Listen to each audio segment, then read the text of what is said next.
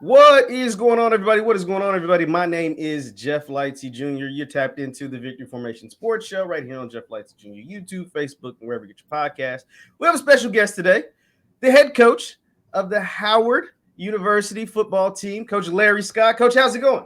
Man, everything's going great. We're knee deep in spring ball. We just finished up practice number 2, so the guys are working hard. Man, we've got have brought in 2 new coaches and excited about the energy that's around our program and around our whole athletics program and around our university right now. So we're all just got our head down, grinding, riding the wave, and trying to get great things done here. Yes, sir. Yes, sir. Howard, you're coming off a Co-MEAC championship, a year where you continue to see growth, both in recruiting, play on the field, and everything in between. But before we get into all of that and spring ball and the great things that you have, are you looking forward to going into the fall? I just want to ask you about taking the Howard job, Coach. You come from not a really well, at least I don't know your entire background, but you didn't graduate from an HBCU. You're like me, what some people call an outsider, but you've been able to establish some great things at Howard, but you've been at some other great universities. Just what was it about the opportunity at Howard back in 2020 that made you decide, okay, it's time to take on this head coaching position here at this HBCU? I think everything is all about timing, right, in life. And I've been in some really good places and had some awesome opportunities, from the University of South Florida to the University of Miami, being the interim head coach at the University of Miami for 7 games and going to a bowl game, and then going to the University of Tennessee and becoming the first Black offensive coordinator in 129 years or 130 years of Tennessee football. And then, going down to the University of Florida and continuing to work in the SEC and coach some really good players like Kadarius Toney and Kyle Pitts and a host of others. And so I had some really awesome opportunities. And the whole time I was preparing myself to one day be a head coach. I always knew I wanted to be a head coach. And I knew I needed to take the necessary steps and go through the necessary process that it took to put yourself in that position. And at that point in time, I just felt like I was ready. I had a few interviews and had interviewed a few places and come awfully close to securing some other jobs and different things like that. And got a very interesting phone call one Friday afternoon. It was from Howard University. And obviously right away, just the name Howard and the brand and everything about it is going to get your attention, and you're going to listen. And had a few great conversations with our AD, Kerry Davis, who, really was able to share his vision and outlook for what he wanted the program to grow into and be. And really was, where we're at is where it was, and where we're at is kind of due to, the vision that he set forth for what he's bringing through and is permeating throughout the whole department. So a few good conversations with him and a good sit down with our president, Dr. Frederick, about the direction from the administrative side of what they wanted to see from this program on the field. And then some negotiations kind of led to, a happy marriage. So to speak. And I think it was just really true due to timing. This was something that I was ready to do. And then to have the opportunity to do it at a place like this, I just felt like it was time and it was worth the opportunity. I work with some of the best and brightest minds this country has to offer, both on and off the field, the young women and men that we work with in this program. So it's an environment where it's continuous learning. It's continuously being challenged by, thoughts and ideas and different things. So it was just time. And then, the resources and things were put into place to be able to put the right staff members and things like that in place, because at the end of the day, buildings don't build players, and facilities don't build players, people build players. And that's what we started with. We started with making sure we could lay a foundation of having really good people that had various experiences and come from various backgrounds that we could pour into these young men, into these young women here at Howard University. And we've been having a chance to do that. COVID, obviously, the first year we were here kind of stood in the way of that. And we were shut down and we were at home, and we did the best that we could virtually to try to set a foundation for what we wanted from this program, with all the standards and expectations and all of those different things. And we're excited about where we are now. I just told the staff this morning in our staff meeting, when you really look back on things, we're truly only in our second year of having a full 2-year cycle of where we are. Although we split and won a co-championship in the MEAC, we were still 5-6. So that's not the standard and expectation in which we're going to set ourselves to here. But really going into what we truly feel like is year 3, but only a year 2 of a full cycle. We're excited about where we're going, both on and off the field recruiting, in the classroom, and on the football field. Absolutely. Now, Coach Scott, coming from the South, right? South Yep. Florida, Tennessee, University of Florida. Now you're going to the DMV, and you're going to a place that most people don't think of football when they think like Howard's such a great university. You don't think of football. I mean, just off the jump. There's no disrespect to the program, but I mean, when you got alums like Chadwick Boseman and Felicia Rashad, and the list goes on, you think of Howard, the academic institution. Did that scare you at all? Because a lot of the Southern schools are known for football, whereas at a place like Howard, were you kind of like, was any kind of detraction as far as taking on a job at a historically great academic institution and not so much known for their football prowess? I think anybody can take a look at it and kind of point to the obvious, right? You were just able to lay that out eloquently on what most people in the perception would probably be. I tended to look in on the excellence. I tended to look in on the other side of it and not look at what most people would naturally say is a detractor. I looked at what would attract, and just the excellence, the high level of excellence and expectation that's placed on an individual at Howard University was something that I wanted to attach myself to, and holistically. And I think that's the big part that we talk about here in our program. It's bigger than football. It's bigger than just ball. When you learn how to be a competitor truly off the field, in life, set goals, set expectations, set standards for yourself. Those type of things carry over into sport. It carries over into how you take care of your body. It carries over into how you approach the weight room and your training and your strength and conditioning. How you approach your studying of the game and your attention to detail in meetings and those type of things. So what it does is it attracted me to excellence in winners, people who know how to win, period. And winning football games would just be the byproduct of being a winner in an environment where the standards are always high for excellence in anything that you choose to commit yourself to. So I went about looking at it in a different way than most. And what people do love is winners. And what happens, no matter what the case may be, or what it's been, I don't look at where this program was and what it had been through and what the reputation of it was. It's all been about what we're going to do about moving forward, building a program, building a fan base, building our student body to appreciate coming to football games, and getting people who hadn't been that attracted to football.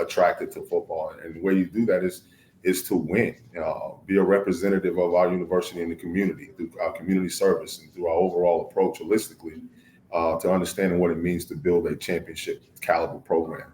And that's what we've been doing. So that's the exciting part. I think everybody can fall for the status quo, right?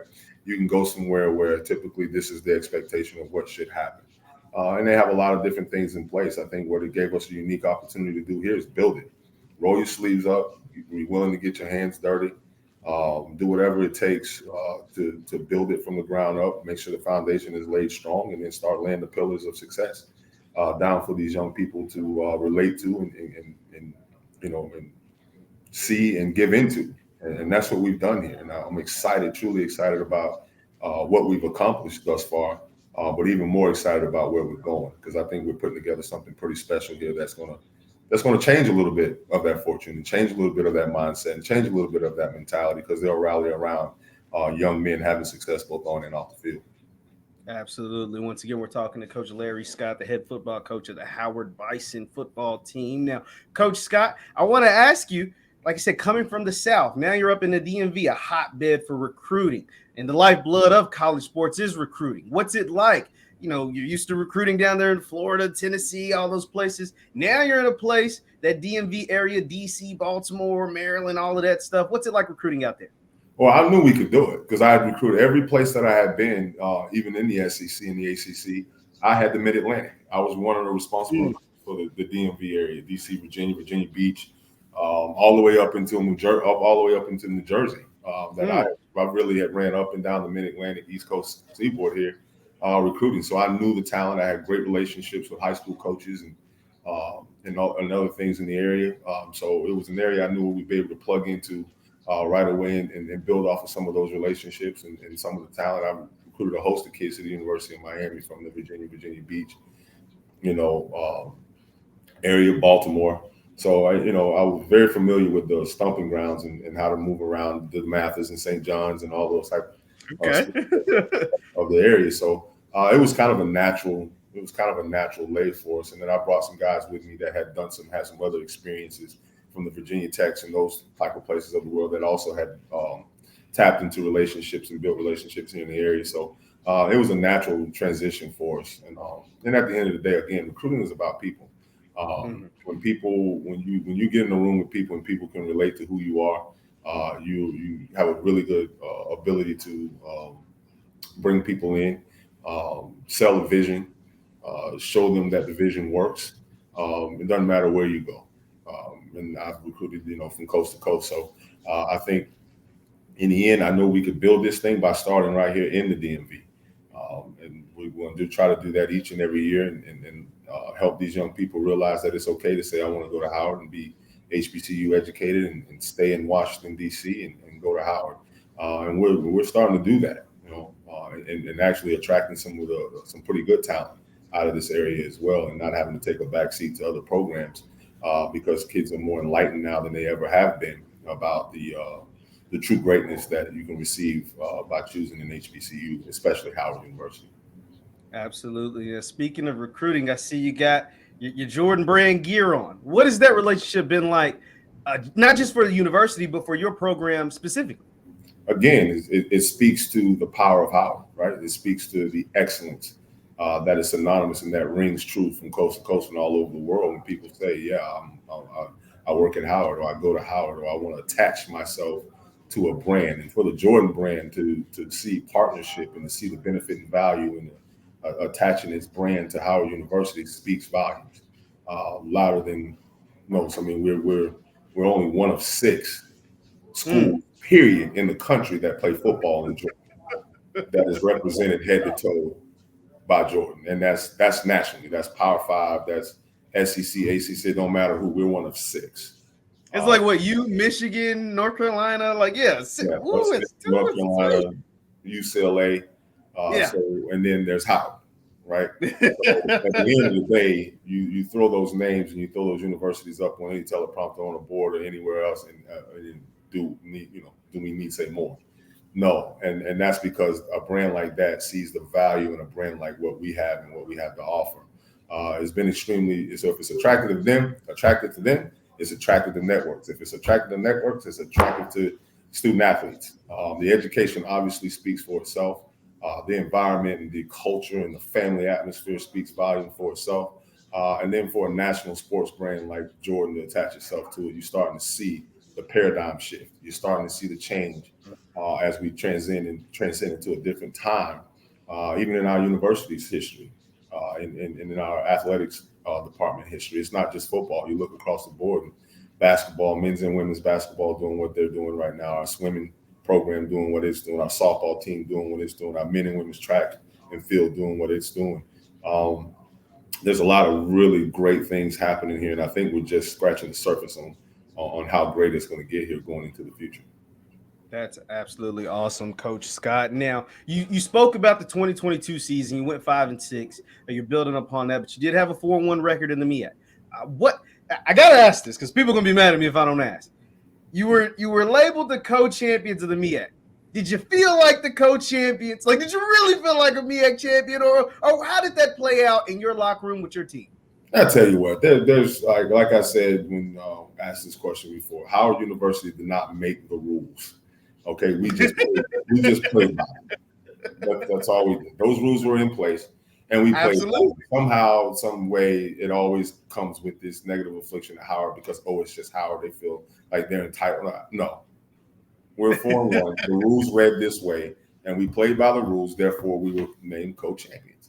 I would love to have been a situation where, you know what, we were 4-1, you were 4-1. Okay, you played a game and lost to a team that everybody else played well against in the league. Y'all beat them. You can say it, Coach. You ain't gotta say y'all beat them. Y'all beat the team that they lost to. Now they did beat you, but y'all had the same record in the conference. I got you. You ain't gotta say. Just like anything else, just like many other sports. Like let's take another week off or 2 weeks and let's tee it up and let's have a championship. Let's do it. This thing up. And that would be, more partially what my take would be, and I think it'll be great for, either university, whoever, whatever the point differentiation was, and however we decide who hosts the game. It's just another homecoming, actually, and on somebody's campus is another revenue driver. It's another opportunity for exposure with TV and cameras and another gate financially. So I think it could turn into a big time deal if you had to settle that type of situation scenario out again. Hey, let's put it down and play again. Nothing wrong with that. However, that wasn't the rule. So we were co-champions. And we're excited to even be mentioned in the breath of championship and carry a trophy and have a trophy sitting in here in our offices now, and ordering championship rings and having guys be champions. Nothing wrong with that. But we also know, there's a reality to this too. We were co. Nothing about that was, it's something that we celebrated it, but that's not what the standard and expectation of our program is going to be. And we're 5-6. Anybody in here happy with being 5-6? No, I don't think so. So what do we got to do to correct that? And let's go to work. And we have a nucleus of kids that all return, that we're truly excited about what the future looks like for us, as long as we stay the course and keep doing the things we're doing right now. Absolutely, Coach Scott. And speaking of that future, you mentioned it. You're in spring ball right now. What are, just for you now, fully, like you said, it's really just year 2 of a full, cycle, full getting everything through, implementing everything. For you and your program, what do you want to get accomplished during spring football? Obviously, you only get 15 practices and you culminated with a spring game. But what does the Howard Bison spring camp kind of look like for you and your staff? Right now, it's about just taking that next maturity growth step. We're bigger, we're stronger, we're faster, we're more accountable. And the biggest part to that, we're more together than we've ever been. These guys have learned through some of the ways that we set up our off-season programming, through accountability and all those type of things, to lean in on each other, to trust each other, to hold each other to high standards. And everything that they do, from the way that they carry themselves off the field, the way that they carry themselves in the dorm, the way they carry themselves in the cafeteria, the way they approach their training, the way that we approach each other and being demanding of each other and excellence on the field. The camaraderie and brotherhood that's been built around here has become very strong as we've gotten bigger, stronger, faster, and become more students of the game. We spend a lot of time in the offseason, cross the ball training, and a lot of football one-on-one. We don't talk scheme. We don't talk plays. We talk football. We talk building our football intelligence around here. We're going to pride ourselves on being the smarter football team. You come to Howard because you want to get a great education, and obviously you've done well for yourself academically in the classroom. So we're going to rely on that. We're going to use that as a positive tool of what we do and how we do things. So we're going to play smart football. So I think that's what spring football for us is. We kind of lay it out January, February, before we start spring ball is quarter number 1. And that's bigger, stronger, faster, laying foundational things and increasing our football intelligence. Now we're in the second quarter. Second quarter is spring ball, fundamental technique and toughness, being able to convert the classroom to the grass, from going, from the class to the grass, the small intricacies of detail, of doing the little things better than anybody else does them, and not getting bored with basics, being brilliant in the basics, doing the little things over and over and over and over again, not till you get it right, but till you can't do it wrong. So that's where we are right now. And it's as minute as that is, and as detailed as it is, and as meticulous as that is, that's what it takes to truly take that next step to, be a championship caliber program, not a team, but a program. And those expectations and standards are set pretty high. And for you to exceed those, you're going to have to lean on your teammates. You're going to have to be accountable. You're going to have to do all those things at a high level each and every day. So that's what we're learning to do right now in spring ball. It's a meticulous attack to details, to being very fundamental, being very, very good in our techniques, and having the mental and physical discipline to do it all the time. Not some of the time, all the time. Absolutely. Now, Coach Scott, it looks as if you brought in, between the two signing periods, from what I read, around 16 players, maybe give or take there. Are there any position battles or any a certain group on the field that you're looking forward to getting your eyes on to see the improvement from the last time you saw him play and now into spring and then heading obviously into the summer and fall camps? Is there any position battles that the fans out should be looking for? I think we're excited across the ball. We returned all of our offensive linemen except, we returned all our offensive linemen. We returned all our quarterbacks. We returned all our running backs. We returned all our tight ends. We returned all our receivers but one. On the defensive side of the ball, we returned all of our defensive front. We returned all our linebackers. We returned all our corners. All of our DBs except one. We only lost 2 starters altogether. So we're truly excited. 20 starters coming back, man. Yeah. So we're extremely, and then they return again. Another 75% of them return the next year as well. So we've been a really young football team, talented, but very young. And in our process of our development, we're starting now to hit that peak. Not the peak, but we're starting to scratch the surface of how good we can be. So therefore, we have it across the board. But I'm trying to get our guys to understand we recruit here to build championship caliber depth. If we can play 2 corners, 2 safeties, at each position, and we don't have a starter, we don't have a 1 or 2. We have a group of guys that are the nucleus and bulk of our team. So, now we can split that up. We got 70 plays, and I got 2 field corners that can play 35, and they also can add 18 quality snaps to special teams. And we play that way all year. When we get to the end of the year, we're bigger, stronger, faster, more healthier, more developed, and deeper than we've ever. We're hard to beat. We're a hard team to beat. So our object is we develop top to bottom. We create competition top to bottom. At the end of the day, we don't talk 1s and 2s and starters and this. We talk our team. How good is our football team? Because you're only as good as your weakest link. So at the end of the day, that's what, especially in spring ball, that's what it's about. It's about the holistic development of everybody in totality. And then obviously the natural competition just takes care of itself.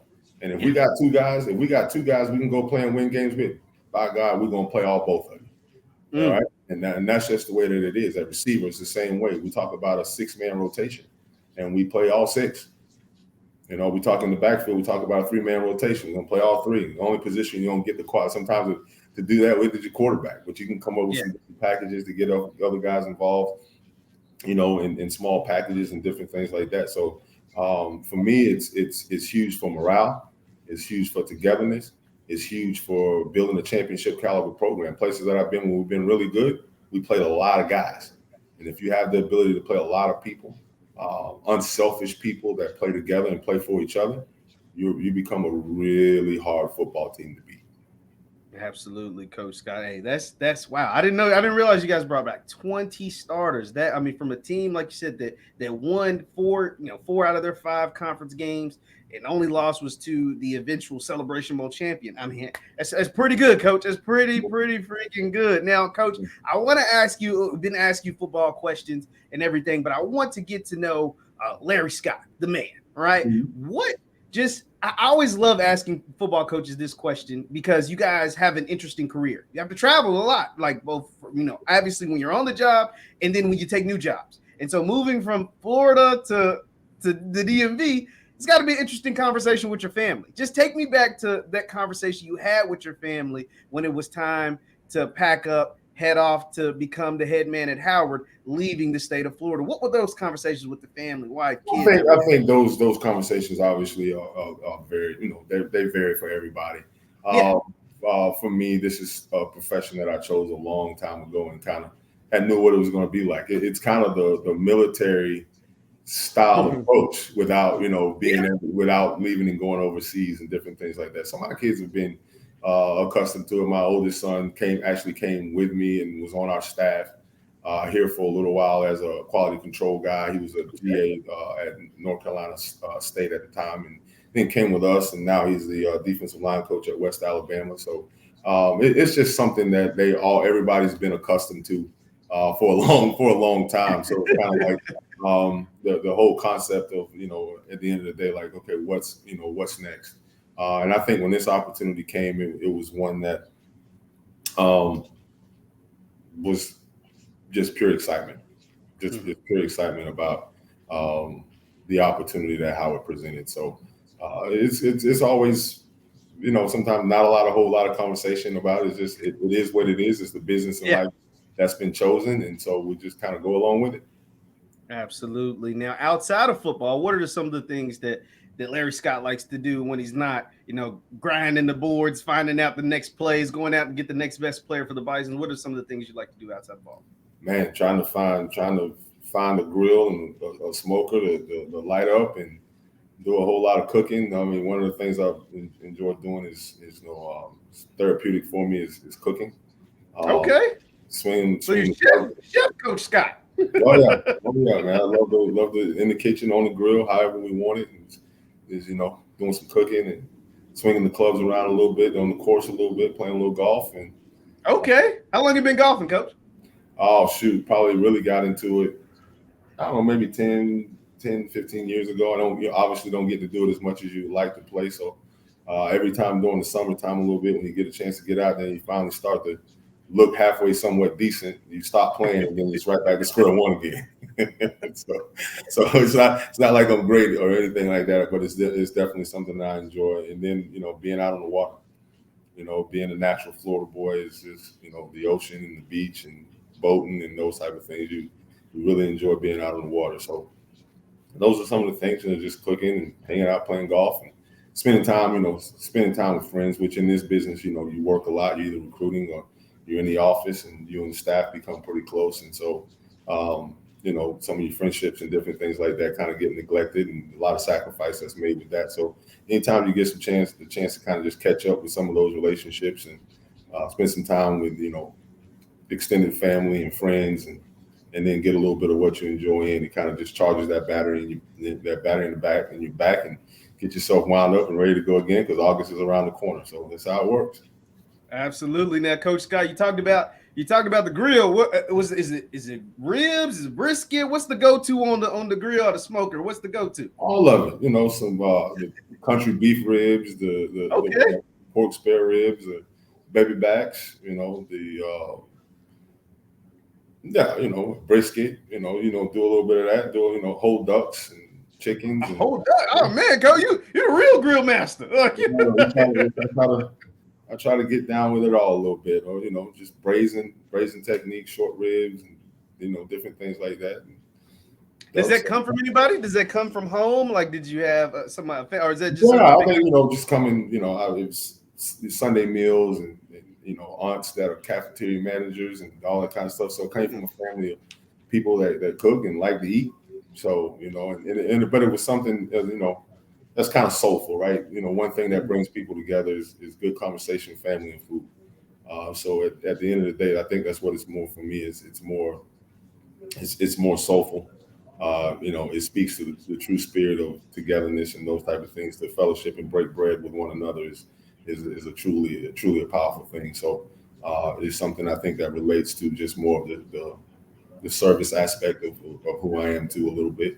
All about serving people, and I think that we work in the service industry in college football, and therefore that's just an extended version of wanting to provide service and those type of things, and soul and love to people. So yeah, that's a part of what I attach to it. That's awesome. That's awesome. Now, Coach Scott, I don't want to hold you too much longer. I do want to get you out on this, just for your expectations, for your team. Talk about bringing back the 20 starters.